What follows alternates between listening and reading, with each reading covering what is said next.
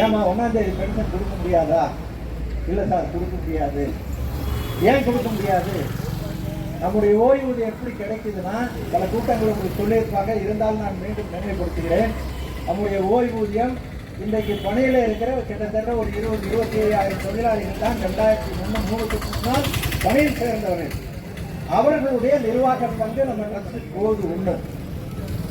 2, அரசு போக்குவரத்து கழகங்களுக்கு கொடுக்கக்கூடிய மாணவர்களுடைய சலுகை கட்டணம் அது ட்ரஸ்ட்டுக்கு போகுது. 2. 3 இது 2யும் சேரும் போது, இது 2ம் சேர்ந்து ஏற்கனவே டெபாசிட்ல இருக்கிற வட்டி தொகை அதுவும் சேர்ந்து 3ம் சேர்ந்து நம்முடைய ஓய்வூதியத்திற்கு பத்தவில்லை என்று சொன்னால் போதாக்குறை இருந்தால், நம்முடைய அனைத்து கழகங்களுடைய நிர்வாக இயக்குநர்களும் அந்தந்த கழகத்தில் ஓய்வூதியத்திற்கு என்ன பற்றாக்குறை என்பதை பார்த்து அதற்குண்டான கடன் பத்திரத்தை டிடிஎஃப்சியில செக் கொடுத்து அதுக்கு பின்னாடி இந்த பணத்தை பூரா ஒன்றிணைத்து டிரான்ஸ்போர்ட் செக்ரட்டரி ட்ரஸ்ட்டுக்கு செக் கொடுக்கணும். டிரான்ஸ்போர்ட் கார்பரேஷன்ல முடிக்கிற நிர்வாக பங்கு சென்னை ட்ரஸ்ட்டுக்கு போகணும். ஸ்டூடெண்ட் சப்சிடிக்கு உண்டான காசு கவர்மெண்ட் ட்ரஸ்ட் கொடுக்கணும். அடுத்ததாக வட்டி, அதுக்கு அடுத்ததாக கடன் பத்திரம், இதெல்லாம் இணைஞ்சுதான் இன்னைக்கு நமக்கு பென்ஷன் கொடுத்துருக்கிறேன். நமக்கு ஆசிரியர், அரசு ஊழியர், மின்வாரி ஊழியர்கள் போல ட்ரெஸரி பென்ஷன் அல்ல, நம்மளுடைய ட்ரஸ்ட் பென்ஷன். நம்மளது திட்டம் உருவாக்கப்பட்டது, நம்முடைய திட்டம், அது சட்டம். திட்டத்தை எப்ப வேணாலும் மாற்றலாம். சட்டத்தை மாற்றுறதுக்கு பார்லிமெண்ட்லையும் சட்டமன்றத்திலையும் தீர்மானம் நிறைவேற்றணும். ஆனா திட்டத்தை இவனை கையில் போட்டு மாற்றிடலாம். நம்மளுக்கு திட்டம் தான், அது சட்டம். அதனால அவங்க தைரியமா உட்கார்ந்துருக்காங்க.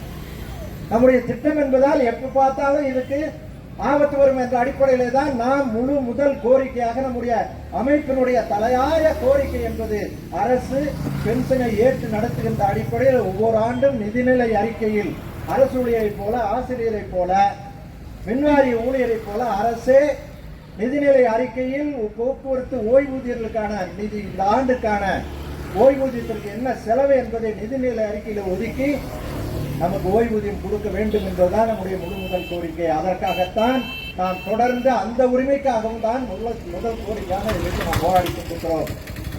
ஆக அந்த அடிப்படையில் நமக்கு ஓய்வூதியம் கொடுப்பதற்கு 4-5 நாள் கால அவகாசம் ஆகிவிடுகிறது. ஆகவே 1ஆம் தேதி பென்ஷன் கொடுக்க முடியாது சார் அந்த அம்மா சொல்றாங்க. எப்ப கொடுப்பீங்க? செக்ரட்டரியே கேட்டாரு. நான் 5ஆம் தேதி கொடுத்துறேன். அந்த 2019ஆம் ஆண்டு நடந்த 15,000 தொழிலாளிகளுடைய அந்த போராட்ட தியாகம்தான் ஓய்வூதியத்தை 5ஆம் தேதி அன்றைக்கு நம்முடைய கணக்கிலே வர வைத்ததற்கான போராட்டம். யாரும் வழிகாட்டவில்லை, யாரும் துணை நிற்கவில்லை. நம்முடைய ஓய்வூதியம் ஒவ்வொருடைய உரிமை 46,000, இன்றைக்கு 51,000 தொழிலாளிகளுடைய போராட்ட உரிமை தான் அந்த 5ஆம் தேதி பென்ஷனை பெற்றுக் கொடுத்தது. ஏற்கனவே நீதிமன்றத்திலே 10ஆம் தேதி என்ற அந்த உரிமை பெற்றுக் கொடுத்ததும் நம்முடைய அமைப்பு தான். ஆகவே நாம் எந்த அரசியல் அமைப்பும் நமக்கு வழிகாட்டவில்லை. நம்முடைய அனுபவம் மிக்க தலைவர்கள் தொடர்ந்து நம்முடைய பொதுச் செயலாளர் பணியில் இருக்கிற போது, அந்த அமைப்பில் பணியாற்றி கொண்டிருக்கிற போது எல்லா ஒப்பந்தங்களிலும் அதற்குண்டான சட்ட நுணுக்கங்களில் சென்று எப்படி கோரிக்கை வைக்க வேண்டும் என்று இறுதிப்படுத்துவதற்கான வழிகாட்டுதலை செய்து கொண்டிருந்த நம்முடைய பொதுச் செயலாளர் பல்வேறு அனுபவங்களை, போராட்ட அனுபவங்களை கையில வைத்திருக்கின்ற நம்முடைய தலைவர். ஆக இப்படிப்பட்ட மாநிலம் முழுவதும் இருக்கிற போக்குவரத்து கழகங்களை பணியாற்றி இன்றைக்கு ஓய்வு பெற்று இருக்கிற அந்த அனுபவங்களை இந்த அமைப்பில் செயல்படுத்தக்கூடிய நடவடிக்கைகளை நம்முடைய தலைவர்கள் மேற்கொண்டிருக்கிற போது நாம் யாருக்காகவும் யாருடைய ஆதரவும் யாருடைய வழிகாட்டுதலும் இல்லாமல் நாம் தன்னிச்சையாக நம்முடைய தொழிலாளிகளுடைய அந்த போராட்ட உரிமை, அந்த நம்பிக்கையை வைத்து நம்முடைய இயக்கத்தை தொடர்ந்து நடத்த முடியும், நம்முடைய உரிமைகளை பாதுகாக்க முடியும் என்ற அடிப்படையிலே தான் நான் இதை உங்களுக்கு சொல்ல விரும்புகின்றேன். நண்பர்களே, இன்றைக்கு போக்குவரத்து கழகங்களுடைய வரலாற்றில் சிந்திக்க வேண்டும். போக்குவரத்து கழகங்களுடைய வரலாற்றில் போக்குவரத்து அரசு துறையாக இருந்து கழகங்களாக மாற்றுவதற்கு பின்னால் ஏற்கனவே இருந்த பே கமிஷன் என்பது போராட்டத்தின் மூலமாக, தொழிற்சங்க பேச்சுவார்த்தையின் மூலமாக கூட்டு பேர உரிமையாக மாற்றப்பட்டு மத்திய 6 தொழிற்சங்கங்கள் பேச்சுவார்த்தை நடத்தி நம்முடைய ஒப்பந்தம் சம்பந்தமாக பேச்சுவார்த்தை நடத்தி பல்வேறு உரிமைகளை கடந்த காலத்தில் பெற்றிருக்கிறோம். 92 பிஆர்பிஎஃப், அதற்கு முன்னால் நடந்த ஒப்பந்த பேச்சுவார்த்தையில் 240 நாட்கள் நிரந்தரம். இதெல்லாம் சாதாரணமாக எந்த ஒரு தனி அமைப்பும் போக்குவரத்து கழகத்தினுடைய வரலாற்றில் எந்த ஒரு தனி அமைப்பும் போராடி எதையும் சாதித்ததாக வரலாறு உண்டா? நீங்க பார்க்கணும், வரலாறு உண்டா? 6 அமைப்புகள் இன்னைக்கு 82 அமைப்புகள் ஆயிருக்கு. 6 அமைப்பு 12 அமைப்பு ஆகி இன்னைக்கு 82 அமைப்புகள் ஆயிருக்கு. எந்த ஒரு தனி அமைப்பும் போக்குவரத்து கழகத்தில் தனியாக போராடி எதையும் சாதித்ததாக வரலாறு கிடையாது. ஆனால் நம்முடைய அமைப்பு அப்படி அல்ல. அதைத்தான் நீங்கள் பார்க்க வேண்டும். போக்குவரத்து கழகத்தில் ஒப்பந்த அடிப்படையில் பேச்சுவார்த்தையினுடைய அடிப்படையில் பல்வேறு உரிமைகளை பெற்றிருந்தாலும் கூட வழக்கின் மூலமாக சில உரிமைகளை பெற வேண்டிய நிர்பந்தங்கள் ஏற்பட்டு முதலில் அன்றைக்கு இருந்த அண்ணா திராவிட முன்னேற்ற கழகத்தினுடைய அரசு 2003ஆம் ஆண்டு GO 76/2003 என்ற ஒரு அரசு உத்தரவை அன்றைக்கு இருந்த அரசு போடுகிறார். தயவுசெய்து சரித்திரத்தை நீங்கள் நினைத்து பார்க்கணும்.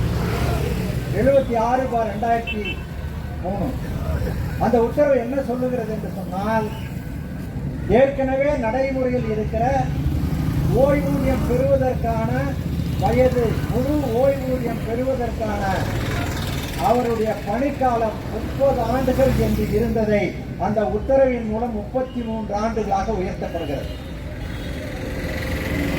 அடுத்து அந்த ஜீவோல அடுத்து 2வதாக பணிக்கொடையும் வருங்கால வைப்பு நிதியும் ஓய்வு பெற்ற அன்று முழுமையாக பெற்றுக் கொண்டிருந்ததை 50% பாண்டு, 50% கையில்.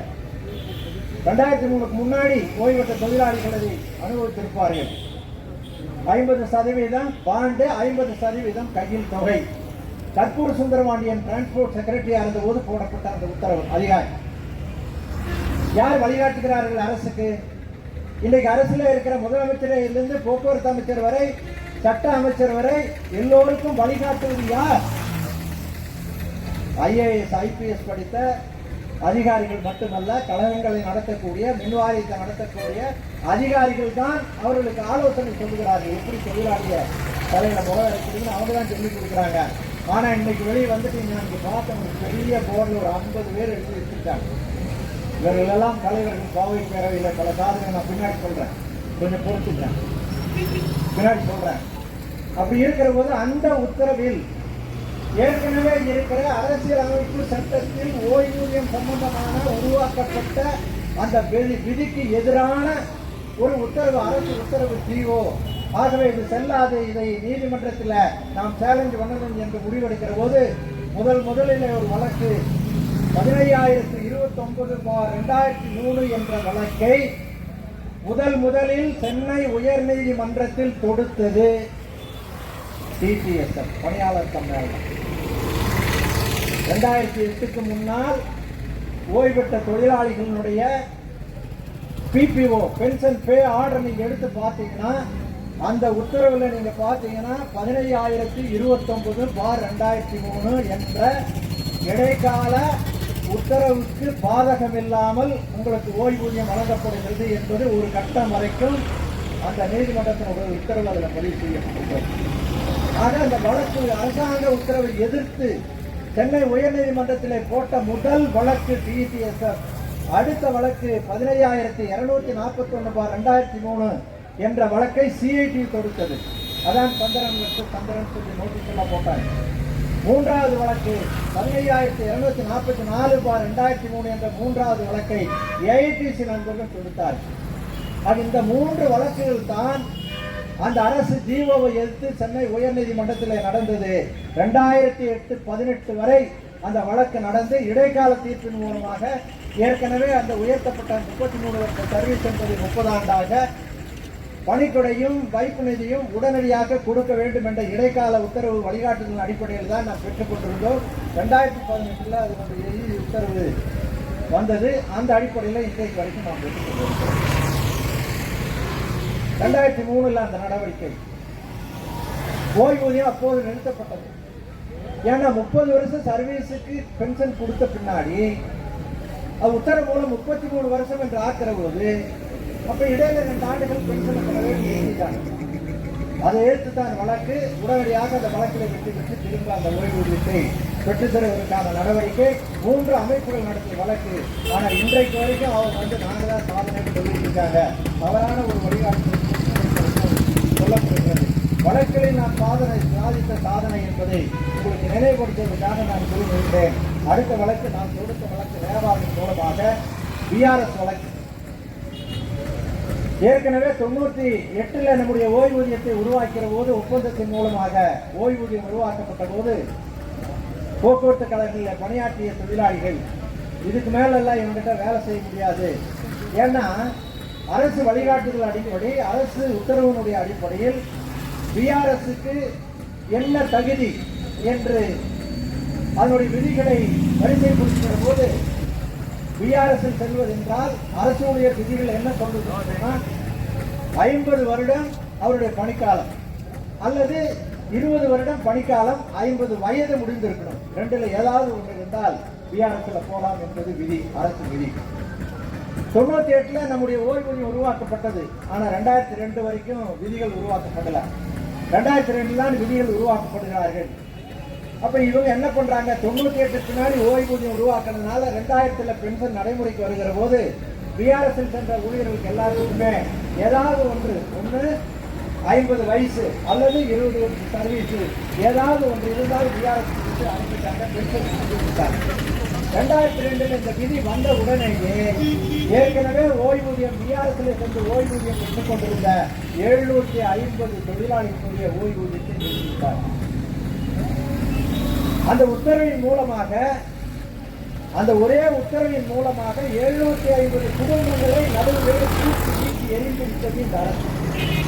ஏன்னா 2002 விதிகள் உருவாக்குற போது என்ன உருவாக்குனாங்கன்னா, அரசினுடைய ஓய்வூதிய உத்தரவில் இருக்கிற அந்த 2ல் ஏதாவது ஒன்று போதும் என்று இருந்ததை நம்முடைய ஓய்வூதியத்தினுடைய விதிகளை உருவாக்குற போது 50 வயதும் நிறைந்திருக்க வேண்டும், 20 வருடம் பணிக்காலமும் முழுமையான பணிக்காலம், தகுதியான பணிக்காலம் நிறைவடைந்தால்தான் பிஆர்எஸ் எழுத்துக்கிட்டு வரும் அப்படின்னு ஒரு உத்தரவு போட்டான்.